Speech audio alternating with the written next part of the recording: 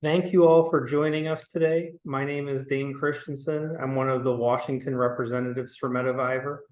While my office is on Capitol Hill, I want to stress that members of Congress are not that interested in hearing from me. They're much more interested in hearing from you. The main job of Sonia or Kira or Dylan or anyone else from the team or Allie is mainly connecting you with your members of Congress. They're interested in hearing from you. We're going to talk about how we're successful in doing that. But we're also going to, in this session, do a deep dive on one of the specific legislative issues that we are covering through the Stage 4 Stampede and our other advocacy efforts. That is an issue that some of you may already be familiar with through previous work, the Metastatic Breast Cancer Access to Care Act. So Metaviver, of course, operates a grassroots network. Grassroots network is made up of you and other folks across the country who have taken the time to become advocates for the community. And that is how we identify issues that are important to the community. So it's one thing for me or anyone else in DC to read papers or watch what Congress is doing. But it's more important for us to tell them what's impacting the community. And the issue that we're going to talk about today has to do with fast track access to disability benefits, Medicare benefits, Social Security, disability insurance, things that you're entitled to, but may not be able to get quickly because of an outdated bureaucracy. So this is something that we've noted as an issue across the community. And this is an issue that we bring to Capitol Hill. And I know that there's been a lot of divisiveness, a lot of polarization, but I do want to stress that this is how the system works. If you watched our earlier video on civics and government, we know that partisanship and the campaigning is a different part of what we're talking about. What we mainly are focused on is the underlying process, how bills get passed, how legislation is made. And once again, that is a member-driven process, and the members are driven by their constituents. So you making your voice heard, you being the squeaky wheel that gets the grease, impacts how all of this works. And even in a political climate like this, you should have every expectation that when you talk to your senators or representative, they're going to do the best to respond to the issues that you're raising. They know that you have a pure self-interest. You are your own best advocate, and you are your own expert on what is the gaps and issues that you face in your healthcare. They hear from other stakeholders, manufacturers, insurance providers, pharmacies, but they look to you for guidance because what works for you is what is most important to them. They are your elected officials, and they're looking for you to tell them what is happening. So today we're going to go through one of these specific issues and how we communicate that to our members of Congress. But to do that, first, let's level set for what exactly is coverage and access, and how does the healthcare system get impacted by things that Congress is doing. So there's two different really types of coverage we're going to be talking about. The first is federal programs, types of insurance and coverage that the government offers. And some of you, these may be how your benefits work. The first is the VA, the Veterans Administration. You often hear about VA provided healthcare facilities, VA benefits, the VA, that is government provided healthcare. There's also something for active duty military personnel and their family called TRICARE. So TRICARE is the Defense Department's healthcare system. If you are a soldier, sailor, or your family or your dependents, you might be utilizing TRICARE, which is another federal program. And then, of course, things which folks tend to be a little bit more familiar with, Medicare and Medicaid. So Medicare, of course, is disability or age-based provided healthcare, a national safety net, and Medicaid is needs-based and often administered by the states. So the issue with these two programs, of course, is that they are here to provide coverage and access, but maybe they're not working as effectively as they should, or maybe there are bureaucratic rules or other issues that prevent them from being of full service to the community. When we try to figure out how we're going to work on these different issues and what matters, we really look to a couple of different things to guide these conversations. The first is all products, all sites of care. Are you allowed to have all of the treatments or interventions that have been developed and are FDA approved and available, or experimental in some cases? Or are you being steered to different products? Some are unavailable, or a system is making sure that you don't get access to them. All products, all sites of care, a full range of options for a number of different reasons. The second is preserving the physician-patient relationship. So Are you and your doctor deciding your care plan? Are you doing what is most recommended? What are best practices? Is nobody else, a bureaucrat, an economist, are they getting in between you and your doctor to say what should or shouldn't be happening? So those are our North Stars as we work on these issues and figure out how we're going to address some of these problems. And they apply both to the federal side, VA, TRICARE, Medicare, Medicaid, and also to private insurance. Private insurance is actually regulated largely through the Department of Labor. It used to be what's called employer-provided health insurance. You might have insurance provided by your job. You might have insurance provided by one of the exchange plans. The exchange plans are also private insurance. They're not government plans. But what are some of these different benefits and how do these plans work? So you likely have a hospital benefit. What occurs when you go to the hospital or an inpatient setting? How much do you pay to see your doctor? What is considered in and out of network? These are those types of issues. The other is a pharmacy benefit. So you saw your doctor, you were given a prescription. Now how much is your copay at the pharmacy counter? How much are your benefits? These are two different things. So one is the hospital benefit, another is the pharmacy benefit, using your medications in-home setting, outpatient. Also, something many folks have is supplemental coverage. So you might have an additional plan for specialty drugs or specialty care or something like that that comes along with your standard plan. And then increasingly, charities and philanthropy play a key role here through things like premium assistance, copay assistance, travel assistance for infusions. But while this is part of the healthcare safety net, it is charity. This is not an established benefit. It doesn't exist. No one has a right to it. These things are here to help people out who need them. But there really is a need to talk about what the system requires and how it is working for folks, not necessarily how charities are stepping in to fill the breach or fill some of these gaps. How should Congress and policymakers be trying to make sure that the system works better for you? There are a few congressional committees that directly impact policy that gets made in this space. Once again, any member of Congress can have an impact on any issue. So whether you're talking to a senator or representative, you should have every expectation that they're going to be responsive to you.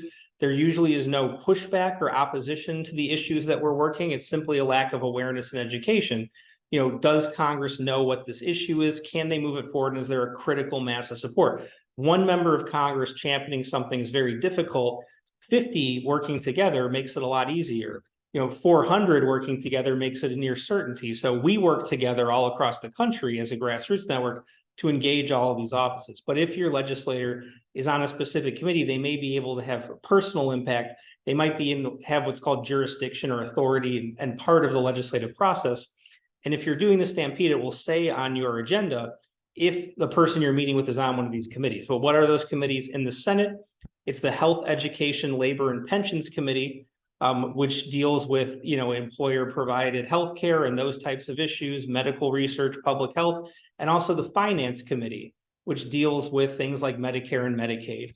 The House, the counterpart committee to the Health, Education, Labor, and Pensions Committee is called Energy and Commerce. I know none of these actually say healthcare.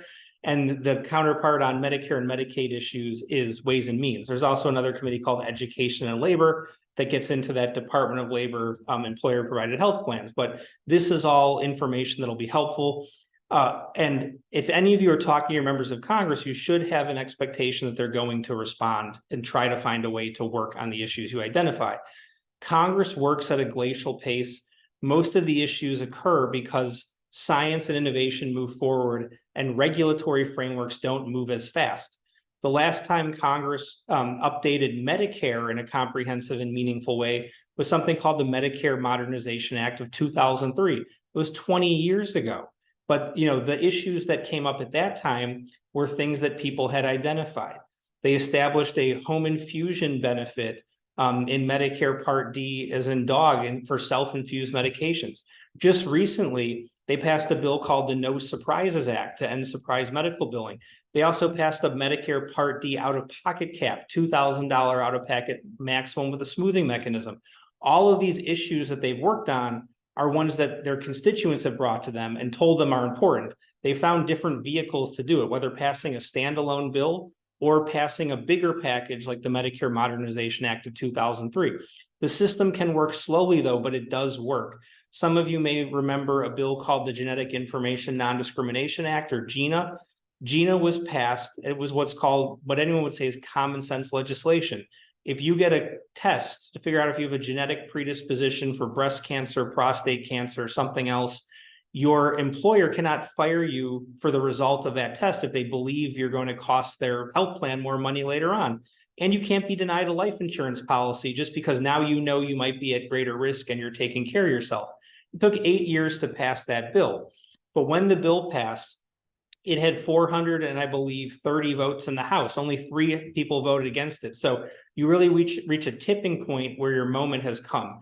That tipping point comes from co-sponsors, it comes from education and awareness, and it comes from making sure that all of Congress is working for you, is aware of the issue and trying to get it done.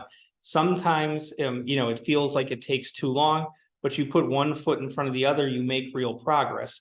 GINA is just one example from recent years, but the bill we're going to talk about today, the Metastatic Breast Cancer Access to Care Act, its moment is coming soon.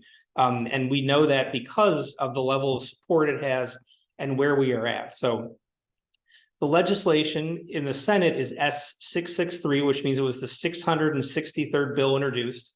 In the House, it's HR 549, the 549th bill introduced. Now we're into the thousands of bills. So Congress cannot pass every single bill. They have limited floor time. They have limited mechanisms. They can only pass the most popular bills, the most broadly supported ones, the ones that are not politically divisive. They only work in those areas where they have consensus and common ground. One party never overpowers the other to get something done, as we've seen on the news even in recent weeks. So, you need to have that bipartisanship and you need to have that critical mass of support, and you can become one of the bills that gets moved every year. We are getting close to those levels of support. We want to take it over the goal line and finish the process off and get it passed in the current Congress. It was very close in the 117th Congress last year. 118th Congress is 2 years, this year and next year. We want to have it passed by next December. We don't want to start the process over again. But the legislation is bipartisan in both the House and Senate. In the Senate, it's led by Chris Murphy from Connecticut and Joni Ernst from Iowa. It has 5 bipartisan co-sponsors right now. It had 29 in the last Congress. Now that's a lot, but there are 100 senators. We would much prefer that we get well over 50 or 60 senators as co-sponsors. In the House, the bill is led by Congressman Garbarino from New York and Congresswoman Kathy Castor, longtime community champion from Florida. Right now, it has 190 bipartisan co-sponsors. In the last Congress, it had 240. So you might say to yourself, geez, it should have moved forward. Once again, it has to reach that threshold of being one of those critical bills that can move. Some of you may be aware in the last Congress, they did pass a bill that was similar, but dealt with the issue we're about to discuss for the ALS or the Lou Gehrig's disease community.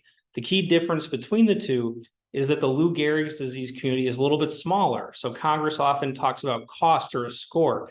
What is it going to cost to make this change? That price tag was lower, so they managed to get that done. That cannot be an acceptable outcome, though. We are not here to tell them how to figure out how to pass the bill. Pass it as a standalone measure. Pass it in a bigger package. Find out a way to pay for it. Those are not the things we're bringing to them. We're simply telling them about the problem and telling them it has to get fixed. It's up to them to figure out how to fix it. We aren't the experts on civics and government. They are. We're simply telling them that the system is not working for us. They can fix it with this legislation, but how they do it, when they do it, and in what manner they do it, they need to figure that out with their overall legislative calendar, but they will only do so if they feel pressure from you, their constituents, to get it done. So what specifically does the Metastatic Breast Cancer Access to Care Act do? What law does it change? This has to do with fixing the problem of Social Security disability benefits and also Medicare coverage. Some of you may know there's about a 30-month waiting period right now. And during that time, you're not supposed to take any income. You're not supposed to be doing anything. You're supposed to pass through into disability. But if you have metastatic cancer, that's a tremendous hardship. It doesn't make sense.